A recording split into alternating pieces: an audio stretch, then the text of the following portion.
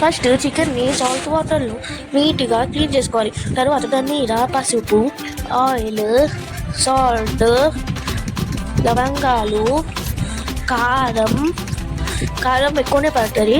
కారం, అల్లం వెల్లుల్లి పేస్ట్, గరం మసాలా, చికెన్ మసాలా, బిర్యానీ మసాలా, ఇంకా మీ దగ్గర ఉన్న మసాలా, ఇంకా దాని మీద పెరుగు.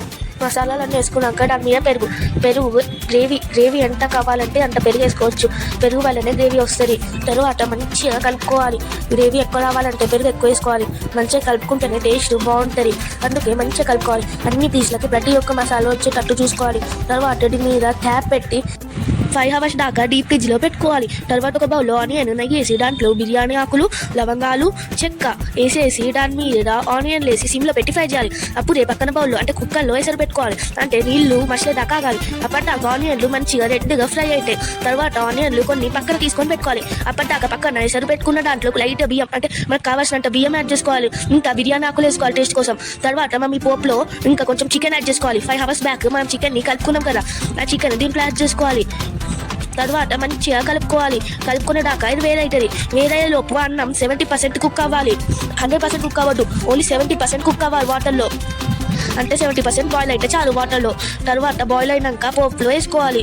మీకు చూపిస్తాను. అప్పటిదాకా మనది ఆ చికెన్ గ్రేవీ మనం ఇందాక పెట్టుకున్నాం కదా బౌల్లో, ఆ చికెన్ గ్రేవీ అనేది వేరైతే ఉంటుంది. దాన్ని కలుపుకుంటూ ఉండాలి. తర్వాత దాని మీద కొత్తిమీర, పుదీనా వేసుకోవాలి.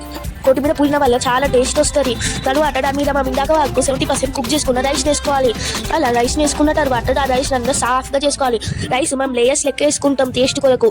తర్వాత దాన్ని సాఫ్ట్గా చేసిన తర్వాత దాని మీద మన దగ్గర ఉన్న కొత్తిమీర, పుదీనా, ఇంకా మనము ఫస్ట్ ఫ్రై అయిన ఆనియన్స్ తీసాం కదా బౌల్ నుంచి, ఆ ఫ్రై అయిన ఆనియన్స్ కూడా వేసుకోవాలి. వేసుకున్న తర్వాత మళ్ళీ రైస్ వేయాలి. దీని మీద ఆనియన్స్ వేసుకున్నాం కదా, అన్నీ వేసుకున్నాం కదా, మళ్ళీ దీని మీద ఇంకో లేయర్ రైస్ వేయాలి. ఇది వచ్చేసి లాస్ట్ లేయర్. మీకు కావాలంటే ఇంకా 3 layers కూడా యాడ్ చేసుకోవచ్చు. ఎక్కువ బిర్యానీ అయితే ఎన్ని లేయర్స్ అంటే అన్ని లేయర్స్ వేసుకోవచ్చు.